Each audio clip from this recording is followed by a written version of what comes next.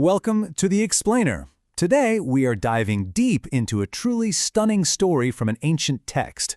It's a tale of rebellion in heaven, forbidden desire, and the monstrous giants born from a secret pact made high above the earth. So picture this. High above the earth, you've got these heavenly beings known as the Watchers, and they're looking down at humanity, and they become completely captivated by the beauty of human women. A forbidden desire starts to take root, a desire that's about to kick off a truly cataclysmic chain of events. And look, this wasn't just some fleeting thought or a momentary weakness. As humanity grew down below, a dangerous obsession took hold in the heavens. This was the beginning of a full-blown plan, a conscious rebellion that would change the course of the world forever. So what do? They decide they're not going to go it alone. They choose to act on this desire together, making a pact to collectively defy their divine nature and ditch their celestial duties for earthly pleasures. Now, a plan this big, this rebellious, it needed a serious commitment. And, at least one of them knew just how risky this whole thing was. So right from the get-go, their leader, this angel named Semjaza, he kind of pumps the brakes. He's not clueless. He knows what they're planning is a great sin. He's basically saying, hey, I'm worried you guys are all going to bail, and I'll be the one left holding the bag for this. This shows you they knew exactly what they were doing was wrong. It was a calculated risk. So how do the others react to his fear?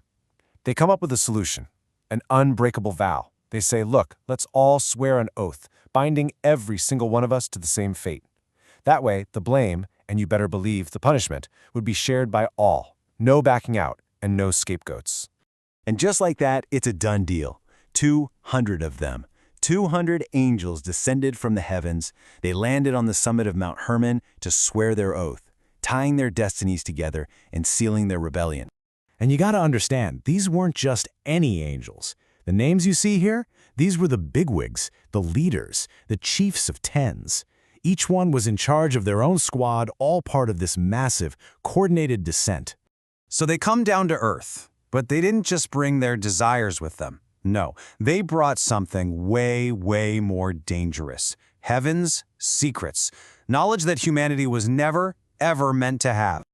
And this was just the first wave. They started teaching humans about charms and enchantments, the secret properties of plants and roots. They were essentially giving humanity a crash course in magic. And in doing so, they completely upended the natural order of things. And get this, the knowledge they shared was incredibly specific. It's like each leader had their own curriculum. You had Azazel, who taught people how to make weapons, and cosmetics, so war and vanity. Others revealed the secrets of magic, astrology, how to read the clouds. They were handing over the keys to the universe, and it was corrupting everything it touched. Yeah, this wasn't some kind of great enlightenment for humanity. It was the exact opposite. All this forbidden knowledge led people completely astray.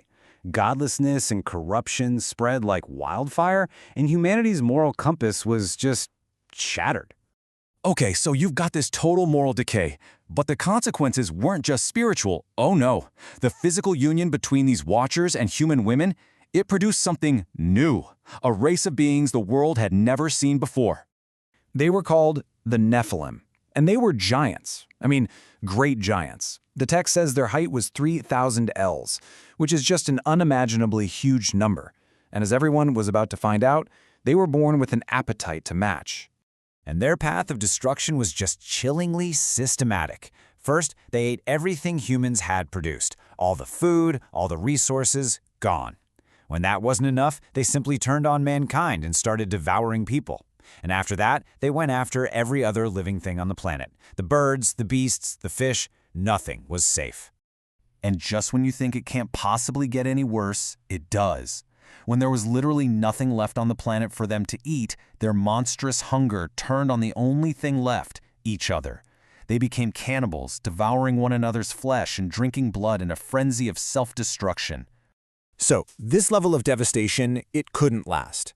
The world itself was at its breaking point.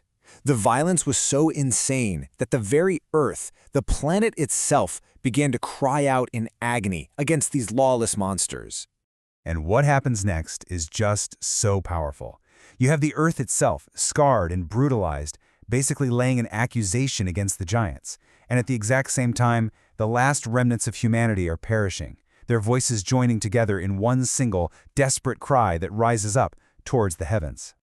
I mean, that one line, it says it all. It's the final, desperate plea from a world being completely and utterly devoured. A plea directed at a heaven that, up until this very moment, had been totally silent. Which leaves us right here with this huge question. The Watchers' rebellion has absolutely wrecked the world, and a cry for help has finally made it to heaven. But with devastation this complete, what form could salvation possibly take? Well, that question, that opens the next dramatic chapter of this epic saga.